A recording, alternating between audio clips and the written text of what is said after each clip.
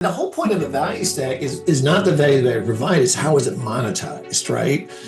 And so what you're going to see with longer duration batteries that have that price point is, you're going to see value associated with dealing with ramping for solar and that type of stuff. For having, the ability to say solar and wind and that type of stuff, you've got battery backup to make sure you meet commitments in terms of power supplied and that type of stuff. You're going to have both transmission and distribution deferral, which is not going to be monetized and say, yeah, we don't have to build another 35 kV line because we've got a bunch of batteries here at the end of the line here, and they're taking care of it for us. Sure. And thus, that's going to be just something that augments the value stack. Are you speeding the energy transition? Here at the Clean Power Hour, our host Tim Montague bring you the best in solar, batteries, and clean technologies every week. Want to go deeper into decarbonization? We do too. We're here to help you understand and command the commercial, residential, and utility solar, wind, and storage industries. So let's get to it. Together we can speed the energy transition. The Clean Power Hour is brought to you by CPS America, maker of North America's #1 three-phase string inverter, with over 10 gigawatts shipped in the U.S. The CPS product lineup includes string inverters ranging from 25 kW to 350 kW. Their flagship inverter, the CPS 350 kW, is designed to work with solar plants ranging from 2 megawatts to 2 gigawatts. CPS is the world's most bankable inverter brand and is America's #1 choice for solar plants, now offering solutions for commercial, utility, ESS, and balance of system requirements. Go to chintpowersystems.com or call 855-584-7168 to find out more. Hey guys, are you a residential solar installer doing light commercial but wanting to scale into large C&I solar? I'm Tim Montague. I've developed over 150 megawatts of commercial solar, and I've solved the problem that you're having. You don't know what tools and technologies you need in order to successfully close 100 kW to megawatt scale projects. I've developed a commercial solar accelerator to help installers exactly like you. Just go to cleanpowerhour.com, click on strategy, and book a call today. It's totally free with no obligation. Thanks for being a listener. I really appreciate you listening to the pod. And I'm Tim Montague. Let's grow solar and storage. Go to Clean Power Hour and click strategy today. Thanks so much. Today on the Clean Power Hour, earn, save, protect. Maximizing the value of solar plus storage for C&I customers takes a combination of advanced technology, strategic operation, and continuous system optimization. My guest today is an expert in this and literally wrote the book. He's the founder and CEO of Intelligent Generation, a software as a service company in Chicago, and he's author of Re-Energizing America, a common sense approach to achieving U.S. energy independence. Welcome, Jay Marhoefer. It's an honor and a privilege to have you on the show. Well, Tim, I think the honor is mine, and it's long overdue that we meet, but I'm really, really excited to be here today. Well, thank you. I really appreciate you making time. You are a extremely early adopter, right? You got interested in solar plus storage back in the mid 2000s, and here we are in 2025, and things are finally really heating up. But Jay, give our listeners a little background on yourself. You've got an interesting background, and what was the seed for Intelligent Generation? Well, all right. We do have 45 minutes. I'll try not to take all that time. But, Intelligent Generation was really the synthesis of 3 careers of mine. And it was also the result of seeing certain trends and evolutions in technology that I knew would repeat themselves in the energy, in the clean energy markets. So the very first job I had out of college, I was an actuary for 3 years, and this was in 1980. And this is when the PC was just starting to emerge. Everything was in mainframe. I mean, all the coding was in Fortran. I eventually learned COBOL, but being an actuary is higher level mathematics applied to the insurance business. And so a lot of stuff related to optimization models, best fits. I mean, these types of things. That was the background of an actuary. Now, that got to be kind of tedious in a hurry, although it paid well. So I thought, well, I want to do something else. And at that time, the thing that was starting to emerge were these big projects being done by consulting firms. Like at the time, it was the consulting division of Arthur Andersen, which became Andersen Consulting, and which became Accenture. And so I left my job as an actuary because they were hiring everyone back in those days. I mean, you had people who had backgrounds in engineering and science and math. I think they even hired somebody in animal behavior, and that person I think eventually went into HR. But the notion of Accenture was, an Andersen Consulting, world-class training, big projects, everything done in COBOL, big mainframe systems. And so who were the users of big mainframe systems back then? Well, the U.S. government was another one were public utilities. And so I did a lot of work in those 7 years. And then I eventually left Andersen, went to Price Waterhouse, same thing, predominantly in the electric utility sector. And so I learned that business, and it was kind of a thrilling business, but we were putting in big customer information systems and, locational systems and all these types of things. And after about 11 years of that, software development, project management, public utility sector, I'm like, okay, I want to do something else. So I went and worked for a series of startups, young companies in the consulting frame. And again, project management, PeopleSoft, Oracle implementations, ERP was a thing in the 90s because we were preparing for Y2K. And during this time, I met the woman who became my wife. She was an attorney, and somehow I got inspired to go to law school. And so I thought, well, marriage and then, mortgage, kids on the way. I went to law school at night to Chicago, Kent. And it was actually there in 2002 with a class called Emerging Technologies, where we were all charged with saying, okay, the idea was the law can both accelerate and slow down the evolution of new technologies. And so choose a technology and kind of, talk about how this is going to happen. And of course, the case study that we had was the telecommunications sector. And we had the Telecommunications Act of 1996, which basically added fuel to the whole internet fire, which of course melted down after Y2K was over because no one knew how to deal with the last mile. In terms of, you had big fiber networks and they're transporting, broadband internet, but you had plain old telephone service to get to the last mile of the house. So how do you solve that? Eventually, of course, it was solved. And anyway, the technology I chose this is around the time when George W. Bush, who was president, had this whole thing about hydrogen fuel cells. He said, now just think in 2020, you'll be able to drive this car and its only emission will be water vapor, which was true. And I thought, well, this is kind of cool. Fuel cells are kind of a cool thing.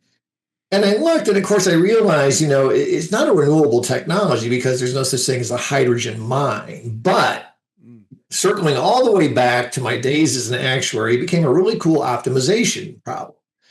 The idea was that you could extract hydrogen in two ways. You could either electrolyze water or you could reform methane, CH4. And you could use it for three things. You could use it for electricity, you could use it for thermal energy, and you could use it for transportation in the fuel cell. And so that was the basis of actually creating a first patent. And the first patent was on the optimization of, sources and uses using fuel cells.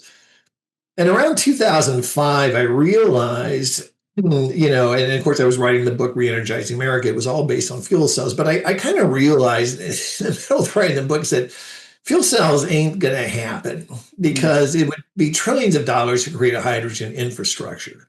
But what is going to happen, because we already have the infrastructure for it, are batteries. And thus there was a shift. And of course, what better time to start a company, because at this time I was a lawyer. practicing law at a big top 10 law firm. And I won't mention the firm. I'll just say that with the exception of one pro bono case I worked on, I absolutely hated it because working for a big law firm is basically shifting money from one very well-moneyed institution to another, right? One wealthy group to another. And I had no passion for that. But I did learn a lot. And thus, here I was with the synthesis of public utility work, this passion for, the optimization of distributed energy, software development, and the law. And then that's really the basis of intelligent generation, was creating a business plan and all that. And I had the good fortune of starting a company in the depths of the Great Recession in March of 2009.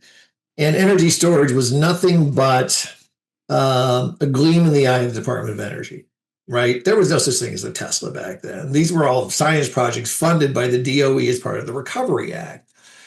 But I had seen this picture before. We'd seen it with PCs. We'd seen it with the internet. We were starting to see it with solar, where once you reached economies of scale, it just made sense. And the whole notion of intelligent generation, the book, Re-Energizing America, was that energy, just like telecommunications, just like computing power, was going to be democratized. We were going to move into more of a distributed realm. And to do that, you needed energy storage. And of course, batteries, having the infrastructure set up, were a perfect means of solving the optimization problem.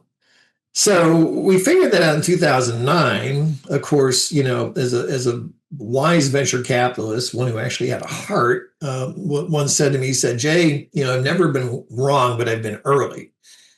And we were at least 6 years with this. Yeah, timing is everything in tech startups, right? You can have the best technology in the world, but if your timing is off, it's going to be a tough road. So how did you stay alive being so early? Well, I was fortunate because I was by myself with this company for the first year. And then I brought Mark Throom, took a look at it. He was employee one. And Mark he's both a mechanical and electrical engineer, and a graduate of INSEAD business school in Paris, right? So very smart guy and a pure engineering mindset. And he really liked what he saw. And Mark and I kind of co-created the culture of intelligent generation. But it was tough, right? I mean, our initial few years were pilot projects, one of which was funded by ComEd. It was eating, as Mark would say, it was eating a lot of ramen and beans and that type of stuff. There really weren't that many revenues. And then what finally happened was that you had FERC Order 755, which mandated the fast response frequency regulation market, for which batteries were uniquely capable. Now, batteries were still expensive, and the batteries doing this were typically utility scale, but we thought, this is something we can do. This is something, and of course, at this time, we had patented the value stack, right? And this was back in 2010, where we basically said, the battery is like a Swiss Army knife. And it can produce a whole bunch of different benefits on both the retail and the wholesale side of the energy business. And sometimes it can produce these results simultaneously. And that's what the value stack was. So it was very slow. It was very slow going in the first 5 to 10 years of the business, where we'd get a project a year. We had our first paying customer in the frequency regulation market in 2014. Added maybe a project a year until 2019-20, and then things started to move much more in the favor where costs had come down, and electricity prices were going up, and people stopped thinking that batteries were going to catch on fire, right? So once we had enough of a customer base where they were doing the selling for us rather than us trying to convince people of this, the business started to take off. How did you and Mark meet? We met through common friends. So it was actually a birthday party for a friend of mine who was part of the family of the initial angel investors in IG. Mm. And this was, it was the sort of thing, I won't mention names and all that, but she basically said, the two of you guys should meet, because Mark was working at Whirlpool, but he it kind of had it with the corporate, the world and that type of stuff. And so he was looking to move to something else. And that was, we just hit it off, obviously. And I will say this too, my co-founder was a gentleman named Paul Gazzolo, who did not really work for IG full time. He was one of the best executives, I knew, CEO of like World Book and these companies. And Paul was a great pragmatist, and Mark was a typical French skeptic, and I was a dreamer. And so, I think Paul, we were sitting around at a dinner one time. He said, "Well, every great venture has three people: a pragmatist, a dreamer, and a skeptic." And I'm like, "Well, here we are." And so we've held fast and sure ever since. That's great. So for my listeners, you can learn more about intelligent generation from several previous interviews. The most recent one was with David Braun, episode 195.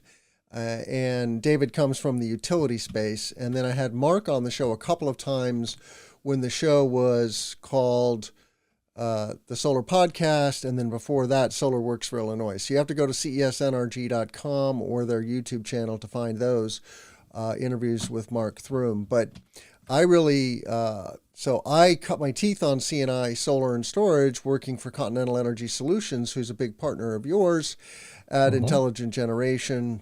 Got to know Mark. I started running these cash flows with, my CNI customers, and not every one of them, popped, penciled, so to speak. But when it penciled, it was an eye-popping increase on the ROI. Sometimes 3, 4, 5, even 6 times the ROI of solar alone. And so I quickly was like, okay, mind blown. Batteries are everything here. We got to lean in. And of course, you guys and Convergence and Continental have been doing that and rinsing, washing, repeating. And, there really is no other major player in the software as a service space for solar and storage in PJM. Like, you really have capitalized on that. And the value stack is very unique geographically, right? The PJM value stack is different than the CAISO or the ERCOT or the ISO Northeast, et cetera, et cetera, et cetera. But Jay, tell us a little more, I guess, about like this vision, because you have to have been extremely tenacious about creating the stack, and this earn, save, protect, that moniker is just awesome. I love it. I say it regularly on the show, and I always credit Intelligent Generation, right? You earn from grid services, you save by attacking demand and capacity charges, mostly capacity charges here in Illinois and PJM, and you protect with resiliency from grid outages or ride through. In the case of industrial companies, they're not going to achieve usually significant hours of off-grid operation, but enough to have a controlled shutdown, for example, which is a huge savings for manufacturers. But tell us a little more, I guess, Jay, about how you really flesh this out, because it really is quite visionary. Well, thanks, Tim. I mean, so the one thing about electricity, and I think the one thing about the culture at IG, electricity is an extremely complex business. It's a very arcane business. There are layers and layers and layers upon the tapestry of this, and then it's not for everyone, right? So you start with the fact that you have retail versus wholesale, right? You've got your electric distribution company. Sometimes it's vertically integrated where they have generation. Sometimes it's like ComEd where it's wires and meters. And then that's governed by the state, right? And then you have federal FERC stuff. That's the wholesale markets. The idea of what FERC can regulate is that which crosses state lines, is interstate commerce. And so that's interesting. So you've got that aspect of it from a regulatory standpoint. How does this work? And you got to understand both sides of that. And it will vary from zone to zone. Then you have investor-owned utilities, you have co-ops, you have munis, you have federal power things. So it's like, what's the ownership model of the utility going to look like? I mentioned the fact that you have sometimes it's vertically integrated and sometimes it's competitive, right? And so what does that look like in terms of what you're doing? And this is what's fun about it is it's been a nonstop evolution where the first thing we do was frequency regulation, right? And that was all the rage because it was the idea of frequency regulation with a battery is that you could basically get an hour's worth of revenue that you would get in the energy markets for maybe 20% of actual throughput because it was all based on power. It wasn't based on energy. And of course, power is energy, or energy is power over time. So we saw that, and then we realized that for the CNI market, and you know this too, Tim, that in a lot of jurisdictions within PJM, customers were being charged line items for capacity and transmission based on their 5 hours of peak usage during the summer. And so it was almost kind of crazy, right? It was saying, well, if you can figure out a way to shave that peak for those 5 hours, and it wasn't the 5 hours of the site's highest use, it was what the site was using during the 5 highest hours for ComEd, the zone's usage, and that's transmission, and then the highest 5 hours of PJM, the 13-state regional grid for capacity. And, so the notion was a battery's perfect for that. You put a battery in, you nail those peaks. You're not going to just use a battery 5 or 10 hours. I mean, you may have to use it 20 or 30 hours, but out of 87 or 60 hours a year, that's pretty good. And capacity and transmission for a CNI customer, depending on the year, could be a third to a half of the bill. Right. So you put that, and that's a save, right? Frequency regulation is an earn. And now you've got this thing that's saying, well, you've got these other hours where if you want resilience and that type of stuff, you've got the battery for that purpose as well. So, I mean, the bread and butter for IG for the last, let's say, 7 years, because we've been doing the 5CP reduction for 7 years now and done it very successfully. But it has been frequency regulation, it's been capacity, it's been transmission. And now what we've realized, and again, this is what's joyful about the whole thing, is now you're entering the world of AI, right? And AI figuring this stuff out. So my challenge to my team, and I'm not going to disclose any trade secrets here, but my challenge to my team is this. It's saying, we've gone from having 3 projects up and going to being, on the path to having 30 projects up and going.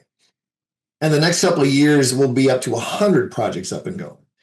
And this is not easy, right? I mean, to get these projects, sold, commissioned, in the fleet and all that stuff, it's not like somebody can just suddenly say, hey, I want to get in this business too, and flip a switch and throw a bunch of money at it and they're there. It takes years to do this type of thing.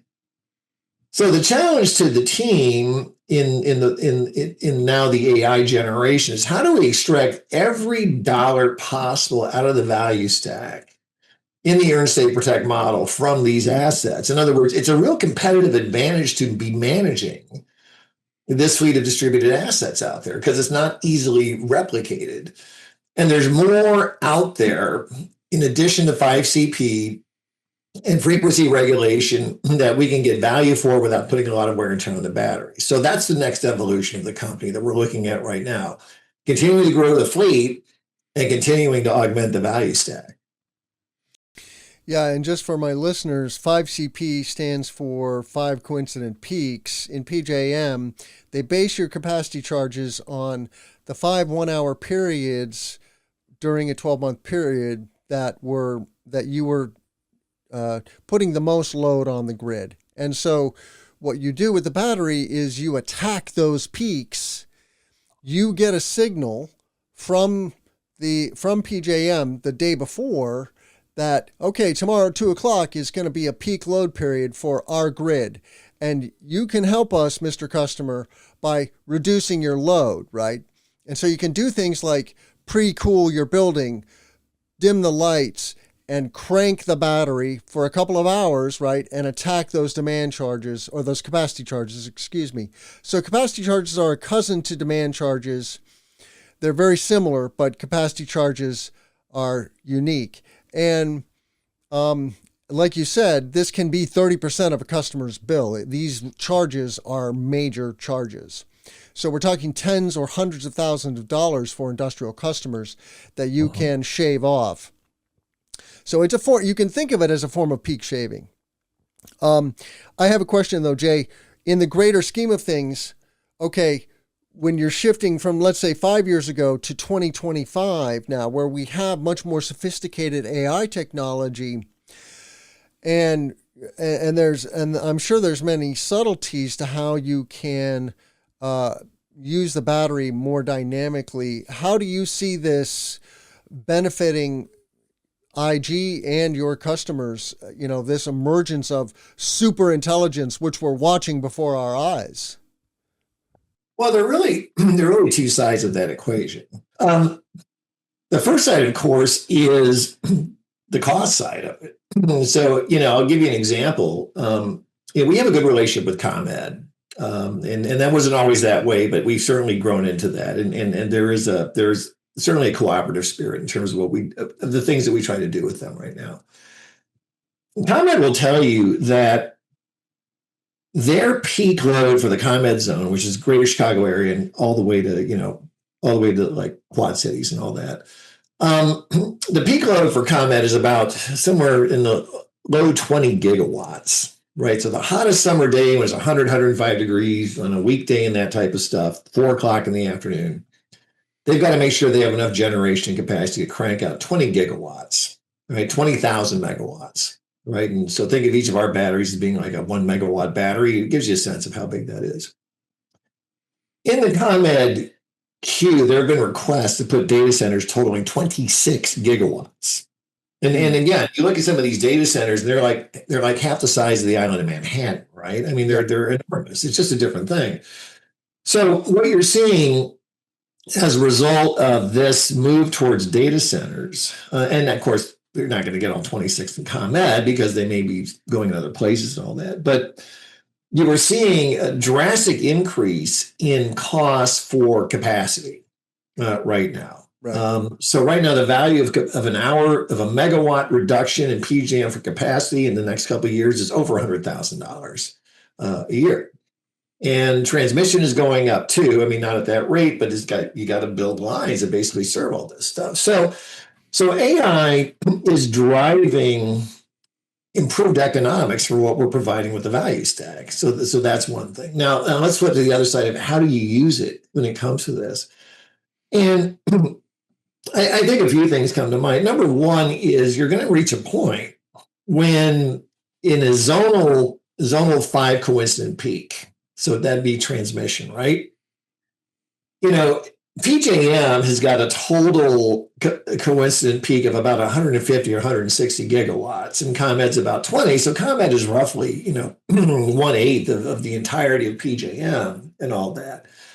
And fluctuations, let's say other ones are getting smart about this, because you got to nail the hour exactly, right? Now, you have a battery that's a 4-hour battery, and so you're going to have maybe a 3-hour spread. Right. So you're going to have a shoulder. If you don't hit that peak, but you get the one before the one after, you're doing well. But a couple of big players in ComEd at 20 megawatts can shift that peak, or 20 gigawatts, I'm sorry, can shift that peak from, let's say, 4 to 5 or 5 to 6. And so AI is going to be helpful in terms of saying, what can we anticipate in terms of choosing the right hour? So, because normally our prediction would say 4:00, but now you've got other players in there.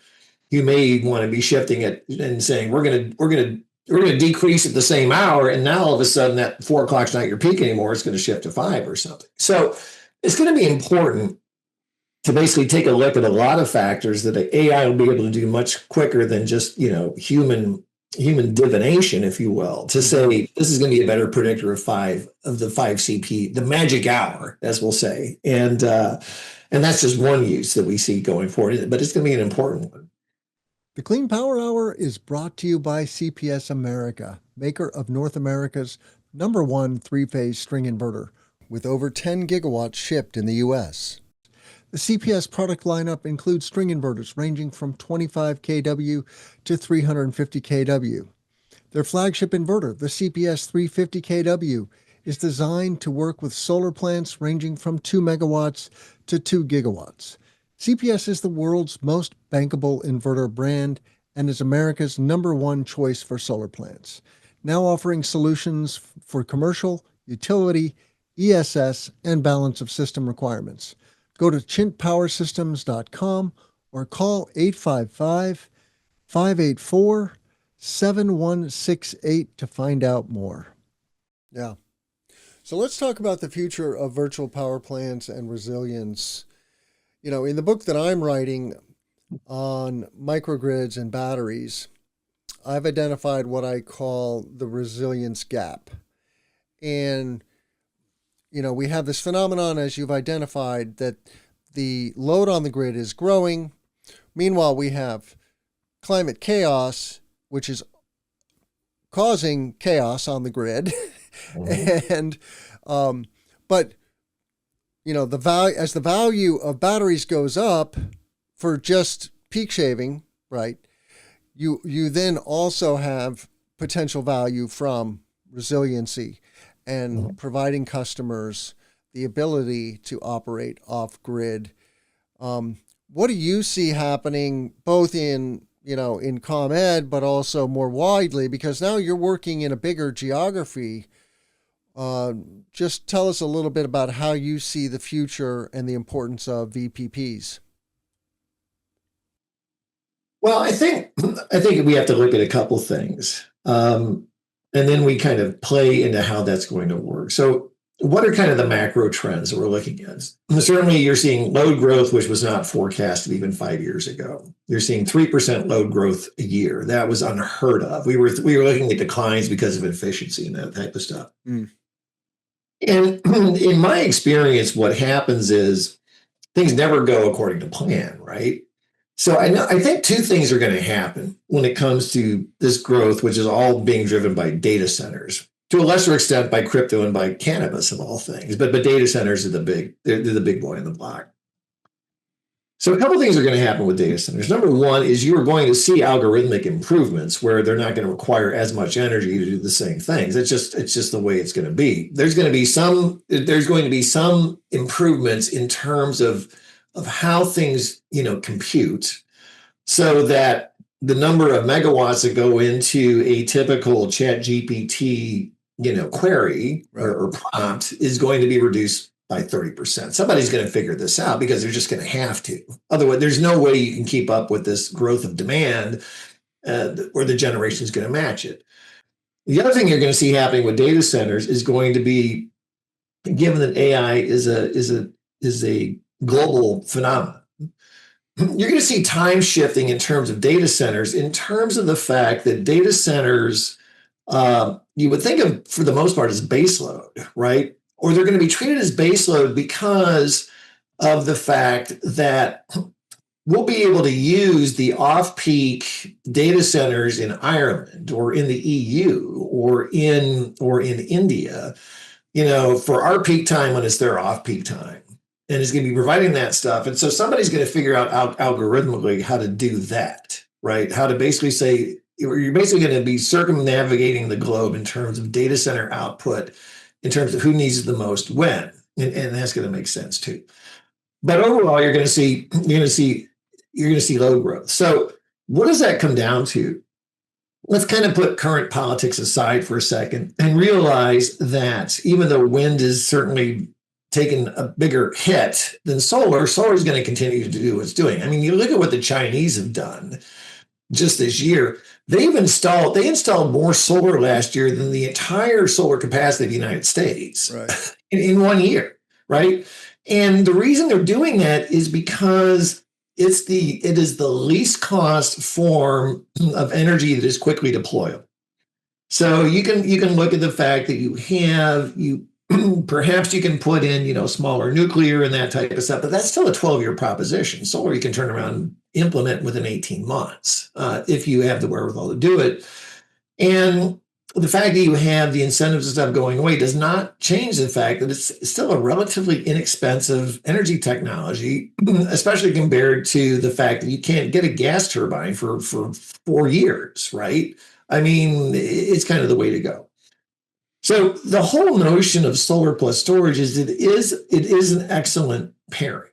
And, and the one thing I know to be true about storage, and I've made this point over the years and all that, I said, when you get to a point where energy storage, you have an 8-hour battery that's $1 a watt, and you basically have a replacement for natural gas power plants because it's that 8-hour window between 11 a.m. and 7 p.m. where a battery has to be able to provide for those peak periods and that type of stuff. That basically now gives you the chance for transmission capacity, coincident peak, calculations. You have total coverage at this point. And the notion of an 8-hour battery too is that you also now have something where you can stagger these so that because of the fact that, daily demand looks pretty much like a sine wave, right? Where it peaks at 4 in the afternoon and it's lowest at 4 in the morning and that type of stuff. And it kind of follows all that. Is, solar tends to lag peak demand by a couple of hours. So like a solar peak is either at noon or 1, depending on whether you're at daylight savings time or not. And, your demand peak is simply going to be at 4 o'clock. But now you've got storage in such a way set up so that if you're charging it in the morning, when you're getting up to those things, you have what you need, you have leftover of an 8-hour battery. To basically provide in the nighttime hours when solar isn't there. And that's the resiliency that comes from, let's just say, continued installation of solar on a large scale. The fact that you're going to get to a point in the next 2 to 3 years where an 8-hour battery is $1 a watt. Now you've got something that's set up in such a way where I wouldn't quite call it base load because you could have, like we've had here in Florida, 10 days of rain and you're not getting a whole lot of solar during that period of that type of stuff. So you're always going to need some type of fossil backup for those rare events. But that becomes your true capacity, at that point when you need that. But, it's going to be a question of which business model works better, what they're doing in China right now and what we're doing in the US by this retrenchment to fossil. And I think we all kind of know the answer to that. So where, if a tipping point in some way is $1 a watt, where are we today? About 20 a watt for a 4-hour battery today. And thus, it's just a question of continued economies of scale and continued demand for batteries. And of course, demand is going to drive up cost, right? And that type of stuff. So you have to have the supply capacity to do it. It doesn't help that you have FIAC, in the current legislation, which is basically saying, well, you can't do anything with Chinese stuff and all that type of stuff. But people will adapt, right? And I'll put it this way. I mean, the only thing that from a supply cost, you're not far from $1 a watt for an 8-hour battery. And of course, the beauty of an 8-hour battery is back in the day when we really started going with this in frequency regulation, it was, getting $1 a watt for a half-hour battery was kind of what it was to make frequency regulation on its own, valuable. And then we started getting the 2-hour and 4-hour batteries where you're close to $1 a watt for a 4-hour battery. And that's what makes 5CP a really attractive proposition in a place that doesn't have, incentives the way Illinois does and that type of thing, but it still has high capacity and transmission costs. And now the beauty of the 8 hours, of the 8-hour batteries, it takes the risks out of the equation because you can still miss one of those 5 peaks, right? But an 8-hour battery, you're not going to miss anything. Well, and it increases the value of resiliency, right? The ability of the battery to attack resiliency. That's right. I mean, the whole point of the value stack is not the value that I provide, is how is it monetized, right? Mm-hmm. And so what you're going to see with longer duration batteries that have that price point is, you're going to see value associated with dealing with ramping for solar and that type of stuff, for having, the ability to say solar and wind and that type of stuff, you've got battery backup to make sure you meet commitments in terms of power supplied and that type of stuff. You're going to have both transmission and distribution deferral, which is not going to be monetized and say, yeah, we don't have to build another 35 kV line because we've got a bunch of batteries here at the end of the line here, and they're taking care of it for us. Sure. And thus, that's going to be just something that augments the value stack. So where do you see the technology going? Like today for stationary storage, lithium iron phosphate, LFP is the standard. Is that going to change in the next 5 years? I don't think you're going to see a shift away from lithium generally over the next 5 years. And you've had other technologies like different flow, batteries and that type of stuff. They've been in the works for 15 years, right? I mean, I remember back in 2010 when we were an incubator at IIT and they got a DOE grant, they put a flow battery in there, which unfortunately I don't think they really ever did much with and that type of thing.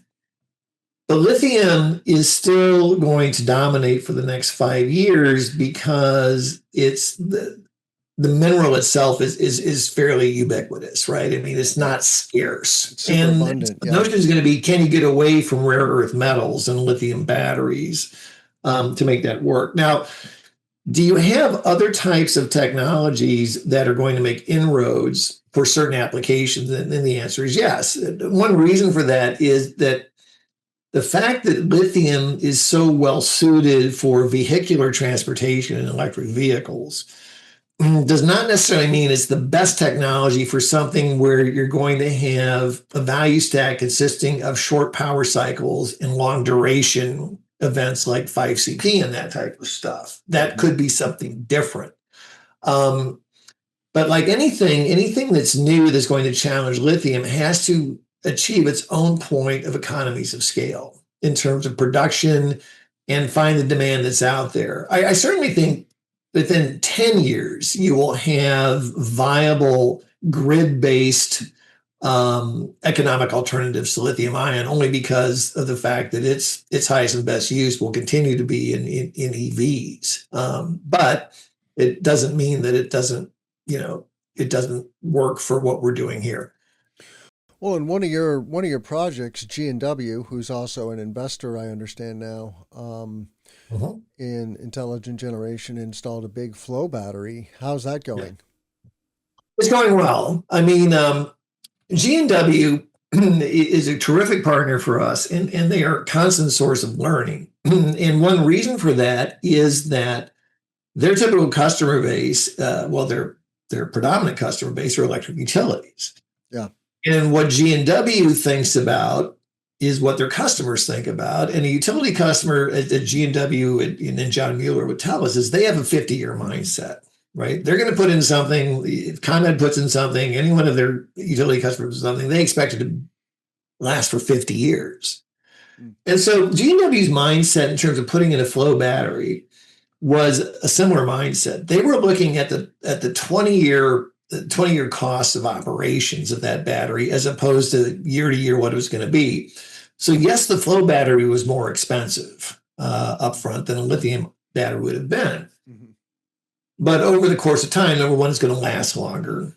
Number two is they anticipate lower maintenance costs for it. And so number three, the total life cycle cost of that battery is something that they anticipate is going to be lower over 20 years. Mm-hmm. And the batteries perform well in terms of its applications of frequency regulation, 5CP, and backup at this point. It's done just fine.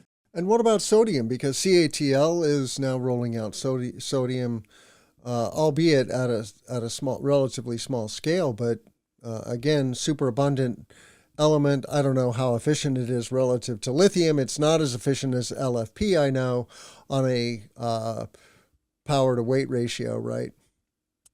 Right. I mean, one thing about lithium that is advantageous, and this from the fact that you've got, 180, what do you typically have? 100 megawatt hour battery, not a megawatt hour, kilowatt hour battery in a car, right?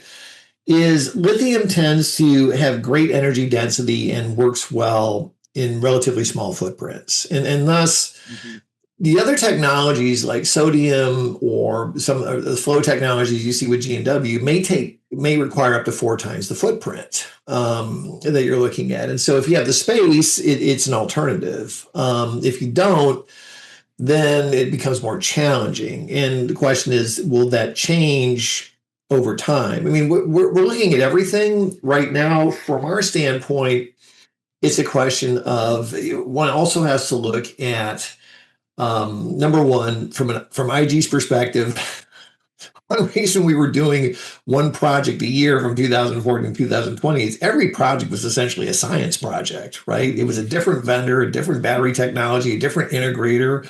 I know that Continental was our partner on some of these things, and we're all pulling our hair out.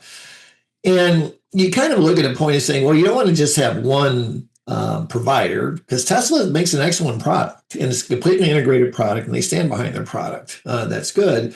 So you want to have some diversity of supply. You don't want every project to be a science project unless there appears to be, a good opportunity for replication as you go forward. So what else is in the cards for intelligent generation? Paint us a picture for where you're going, because you are now starting to grow and grab onto bigger geography, right? We are. I mean, so some stuff obviously is, quite confidential, and I can't talk about that, but it is pretty exciting. But what I can say is that we are expanding our geographic reach. So we all of our projects have been in Illinois, and we had the first project in MISO, which is coming live, and that's down in Ameren territory. But we landed a big deal, our first big deal in Ohio, and that's with the MCCO, the Medical Center Company of Cleveland. They have a great partner there, MC King, and thus, that's the Ohio market in terms of what we're doing there. And again, it's a matter of taking a look at where are the opportunities, because so much of it has to do with what are the transmission costs of the zone and how are things rated. Is it a 24-hour demand, charge assessment? Is it is it 9 to 6? Is it $30,000 a megawatt year for transmission? Is it $100,000 a megawatt year for transmission? But did they use a site 5CP? These are the assessments we're making. But I think for us, what I can safely tell you is that we are looking to expand our footprint throughout PJM. And PJM, of course, extends from Chicago all the way to the Atlantic Ocean, with Pennsylvania, Jersey. I mean, it stands for Pennsylvania, Jersey, Maryland, right? So that's where you're going all the way down to Virginia, and it's 13 states. And thus, given the fact that we have the reputation that we have, and given the fact that people would tell us we're the only ones who kind of figured out how to monetize PJM. Certainly, what I can say is that with the sort of channel partners, potential channel partners that we're meeting, and with the desire to do these types of things, the fact the economics are really good even without the kinds of incentives Illinois has, that's certainly in the works for IG is to continue to move and permeate PJM. And then at that point, we at the same time are looking at other transmission organizations in terms of where our business model makes sense. So it's an exciting time for us. What else do you have to say to installers, developers, and asset owners about the future of virtual power plants and microgrids? Well, when I wrote, it's kind of fun to come full circle. I mean, one of the things I wrote way back when in the book Re-Energizing America, which I think was published in 2007, so it's at its time. And I look back and it was amazing how many things I got right 15 years ahead of its time. And of course, I got a few things colossally wrong too. But the whole notion of microgrids and, renewables and energy storage and all that is that it's important to develop a a measure of independence from the grid. I would not say total independence. I would not advocate anyone to go off grid, because the electric grid, rated by the National Academy of Scientists, was the greatest technological achievement of the 20th century, even more than the moon landing, right? I mean, it's a phenomenal piece of work, enormously complicated. And yet from my perspective, it just yields one opportunity after the other. So I believe, G&W is a great example of what's doing this. Maggot Glove, Apt, these are all, IG customers who are not looking to be completely independent of the grid, but the grid goes down. And, if you're a company that engages in injection molding and that type of stuff, and the grid goes down, and even if you have typical generators that aren't going to kick in for 3 or 4 seconds, you've got $500,000 worth of goo sitting on your plant floor, and you've got a half day's work to clean that stuff out, unless you have something to carry through in the form of energy storage, what's going to do that from a resilience standpoint. So when you think about what the value of a microgrid is, microgrids, if money were no object, of course, everyone would have a microgrid to carry through outages in the event of having sensitive electronic equipment in the C&I space that, you would not want to have disrupted and that type of stuff. The beauty of what the value stack provides is a way to have that as a base, table stakes, if you will, because the grid is always going to have outages for a whole bunch of different reasons, weather, climate change, sabotage. I mean, different types of ways of going at it. And now with the value stack, you have a way to basically take what would be a cost center and turn it into an asset. And, that's what you got. So the future is bright, and I think the economics make it a very compelling investment. Hey guys, are you a residential solar installer doing light commercial but wanting to scale into large C&I solar? I'm Tim Montague. I've developed over 150 megawatts of commercial solar, and I've solved the problem that you're having. You don't know what tools and technologies you need in order to successfully close 100 kW to megawatt scale projects. I've developed a commercial solar accelerator to help installers exactly like you. Just go to cleanpowerhour.com, click on strategy, and book a call today. It's totally free with no obligation. Thanks for being a listener. I really appreciate you listening to the pod. And I'm Tim Montague. Let's grow solar and storage. Go to Clean Power Hour and click strategy today. Thanks so much. Well, that's a good place to stop. I want to thank Jay Marhoefer, founder and CEO of Intelligent Generation.